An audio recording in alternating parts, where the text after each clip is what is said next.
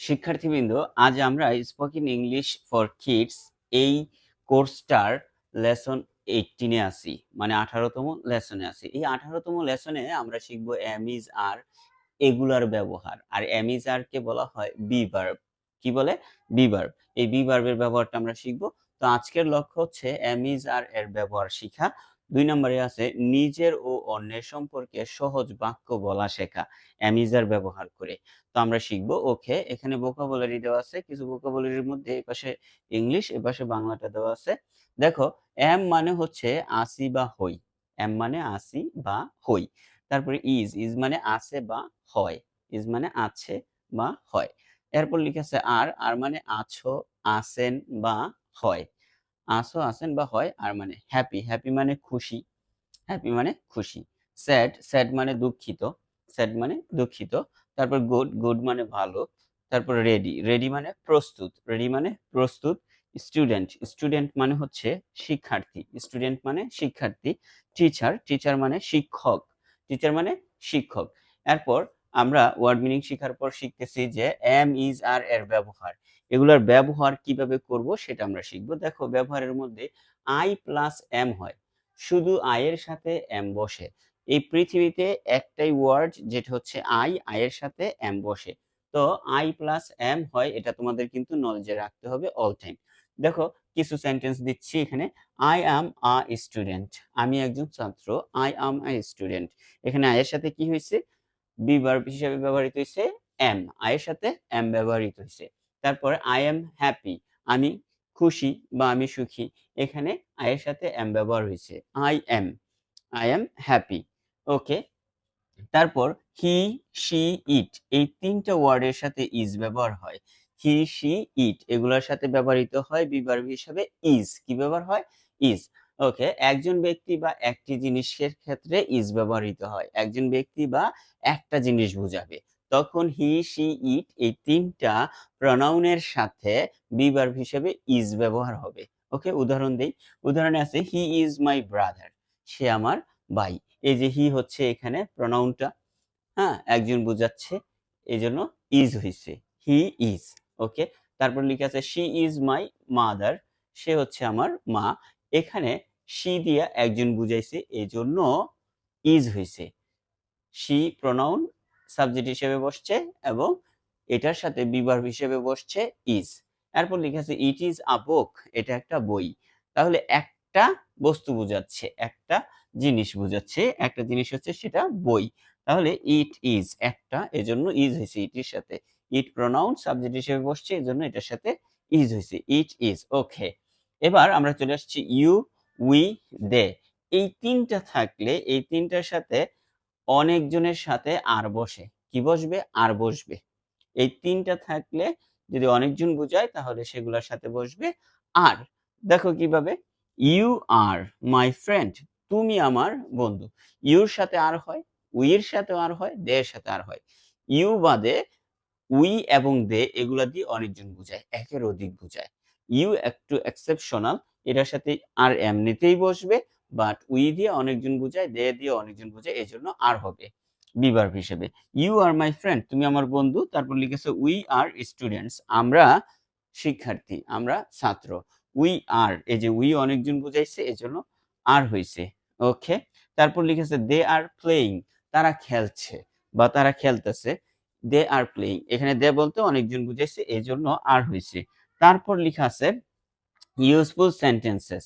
আমরা এখন useful sentences শিখব, কিছু গুরুত্বপূর্ণ সেন্টেন্স যেগুলো আমরা ব্যবহার করতে পারি দৈনিক। যেমন আই অ্যাম আ বয়, আমি একজন বালক, ছেলে।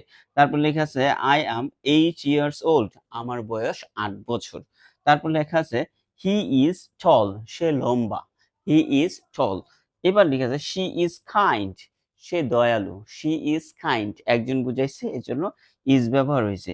তারপর it is a fan, it is a fan, এটা একটা কলম। একটা কলম বুঝাইছে। আবার বস্তু বুঝাইছে, কোন একটা জিনিস বুঝাইলে ইট ব্যবহৃত হয়। তারপর লেখা আছে we are friends, we are friends, আমরা বন্ধু।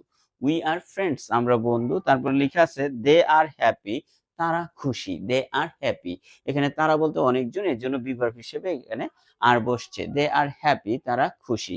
এবার আমরা তো ইউজফুল সেন্টেন্স শিখলাম, এবার আমরা শর্ট কনভারসেশন শিখবো, তারপরে প্র্যাকটিস করব, হোমওয়ার্ক এবং চ্যালেঞ্জ দিয়ে শেষ করব। চলো তাহলে শিখে নিই। আমরা শর্ট কনভারসেশনটা শিখে নিব। শর্ট কনভারসেশনে বলা আছে যে টিচারে বলতেছে যে are you a student, are you a student, তুমি কি একজন ছাত্র? তো এই যে আমাদের এখানে আর এর ব্যবহার করা হয়েছে প্রশ্নটা করার জন্য। আর ইউ এ স্টুডেন্ট, তুমি কি একজন ছাত্র?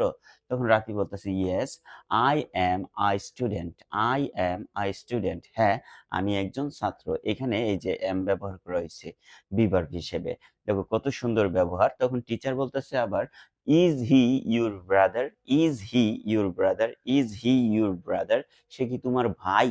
তখন বলতেছে Rafi yes he is my brother, হ্যাঁ সে আমার ভাই। এই যে ইজ এর ব্যবহারটা।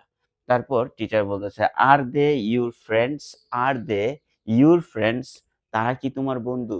তারা কি তোমার বন্ধু, এটার ইংলিশ হচ্ছে আর দে ইউর ফ্রেন্ডস। তখন রাফি বলতেছে yes they are my friends, yes they are my friends, হ্যাঁ তারা আমার বন্ধু।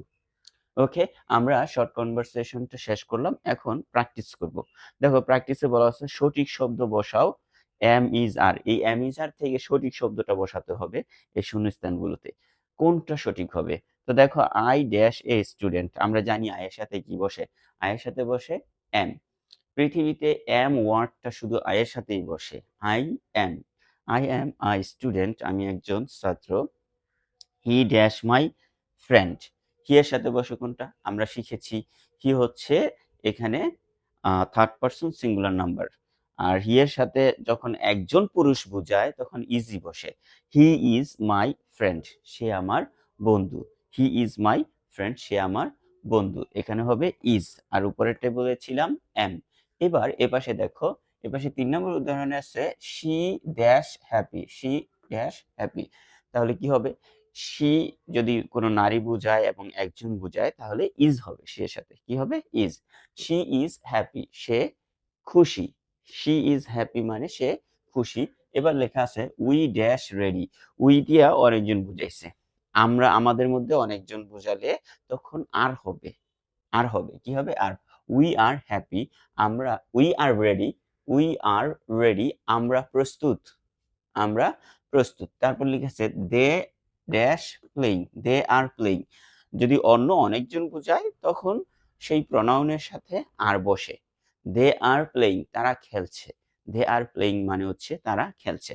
আমরা প্র্যাকটিস করে ফেললাম, এবার আমরা হোমওয়ার্ক দিব। হোমওয়ার্কের মধ্যে দেখো কি বলা হয়েছে, এম ইজ আর ব্যবহার করে 10টি বাক্য তৈরি করো। আমি এখানে মাত্র 3টা বাক্য দিছি, বাকি যে 7টা বাক্য আছে তোমাকে তৈরি করতে হবে। আর তুমি নিজে থেকেও 10টা তৈরি করো, কোনো সমস্যা নেই।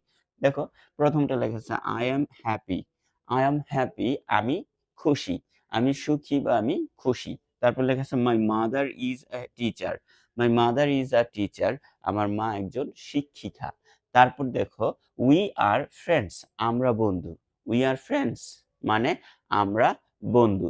কত সুন্দর বাক্য বানায় ফেললাম। হোমওয়ার্কটা তোমাকে দিলাম, তুমি কিন্তু হোমওয়ার্কটা করে অবশ্যই আমাকে দেখাইবা, ছবি তুলে আমাকে দরকার হয় কমেন্ট সেকশনে পিকচার পাঠাবা। এবার টুডেস চ্যালেঞ্জ, আজকে তোমাকে চ্যালেঞ্জ দিচ্ছি। চ্যালেঞ্জের মধ্যে আছে নিজ সম্পর্কে 5টি বাক্য বলো যেখানে এম ইজ আর এর ব্যবহার থাকবে। নিজ সম্পর্কে 5টা বাক্য বলবা যেখানে এম ইজ আর এর ব্যবহার থাকবে। আমি কিন্তু এখানে অলরেডি কয়েকটা সেন্টেন্স বলেও দিছি, যেমন I am a student, my name is Faruk, এই যে ইজ ব্যবহার হয়েছে। I am a good man, এভাবে বলতে পারো, মানে সাজাও, ব্রেনটা খাটাও, নতুন সেন্টেন্স তৈরি করো। দেখো আজকে কিন্তু এই লেসন 18-এ আমরা অ্যামিজারের ব্যবহার শিখছি, আবার আরো সেন্টেন্স গুলো আরো অন্য লেসন গুলোতে আমরা আরো নতুন কিছু শিখবো, ব্যবহার কিভাবে করতে হয়। তো আশা করি তোমাদের কাছে স্পোকেন ইংলিশ ফর কিডস এর লেসন 18টা খুব ভালো লেগেছে। আজকের ক্লাস এখানেই শেষ করছি, যে যেখানে আছো ভালো থাকো, সুস্থ থাকো, আল্লাহ হাফেজ।